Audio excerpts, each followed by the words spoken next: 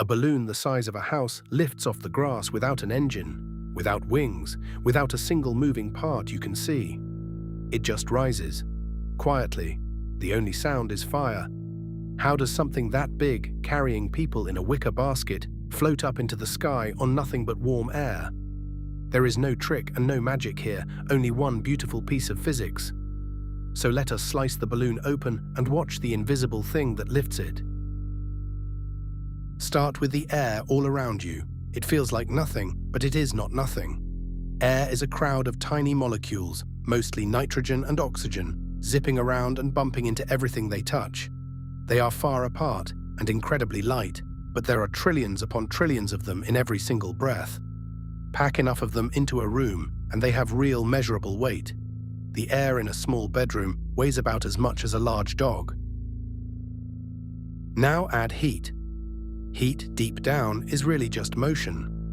When you warm a gas, its molecules move faster and hit each other harder. They shove themselves apart and demand more room to move, so the very same air, once it is heated, spreads out and takes up more space. If it has anywhere to expand, it will.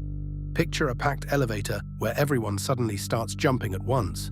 People spill out the doors. Heated air does exactly the same thing. Here is the key idea, so watch closely. When hot air spreads out, the same pocket of space now holds fewer molecules than before. Fewer molecules means less weight inside that volume. We say the hot air has become less dense. A balloon full of hot air is genuinely lighter than the very same balloon full of cold air, even though the two look identical. Nothing was removed. The molecules simply spread apart, and that lightness is the result. Density is what matters. This is what the giant fabric bag is for. Balloonists call it the envelope. Its only job is to catch heated air and hold it in one place, open at the bottom, sealed at the top. Without the envelope, warm air would just rise and scatter into the sky and do nothing useful at all. With it, you trap a huge pocket of light, hot air, thousands of cubic feet of it, and keep that lightness gathered right above the basket. Now the lift itself. The balloon sits inside a vast sea of ordinary cool air, and that air is constantly pushing inward from every direction. But pressure is slightly stronger lower down than higher up, so the air pushes up on the bottom of the balloon a little harder than it pushes down on the top. That small difference, added across the whole enormous surface, becomes a powerful upward shove. We have a name for this upward push. We call it buoyancy. There is a clean rule behind all of this, discovered long ago by a man named Archimedes. Any object held up by a fluid feels a lift equal to the weight of the fluid it shoves aside. The balloon shoves aside an enormous volume of cool, heavy air. The hot air inside weighs far less than the cool air it replaced.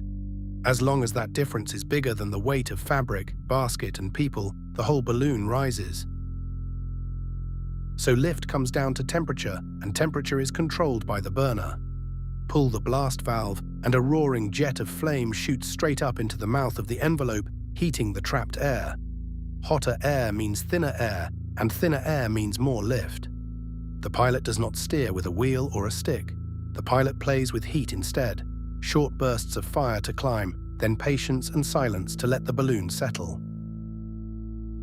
To go up, the pilot adds heat, and the balloon climbs. To come back down, the pilot simply stops. With the flame off, the trapped air slowly cools. Its molecules calm down and crowd back together, and the air grows heavier again. Lift quietly fades, and gravity gently wins. It is a slow conversation with the sky. A little fire to rise, a little waiting to sink. Every move is measured in degrees of heat, not in throttle. For a faster, more controlled descent, there is a vent at the very top, often called the parachute valve. A long cord runs all the way down to the basket. Pull it, and a flap opens at the crown of the envelope, letting the hottest air escape in a controlled rush. The balloon loses its lightness quickly and starts to drop. Release the cord, and the flap seals shut again. This same vent is how a pilot lands. But what about going sideways? Here is the surprise. A balloon cannot push against the wind. It rides completely inside it, drifting along with the air at exactly the air's speed. The trick is that wind blows in different directions at different heights. By climbing or descending, the pilot hunts for a layer of wind flowing the right way and hitches a ride on it. Steering a balloon is less like driving and more like choosing which river to step into. So here is the whole chain, start to finish. Air is made of molecules with real weight. Heat makes them spread out, so hot air becomes less dense. The envelope traps that lightness above the basket. The cool air outside pushes up harder than it pushes down, giving buoyancy equal to the heavy air shoved aside. The burner sets the temperature, the vent releases it, and changing altitude finds a useful wind. Fire, fabric, and physics. That is flight without wings. No engine, no wings, no propeller, just a careful balance between hot air and cold air. The next time you see a balloon hanging in the morning sky, you will know the secret it is keeping. It is floating on one simple fact. Warm air weighs a little less than cool air, and that tiny difference is enough to lift a whole crowd of people. Thanks for watching The Cutaway.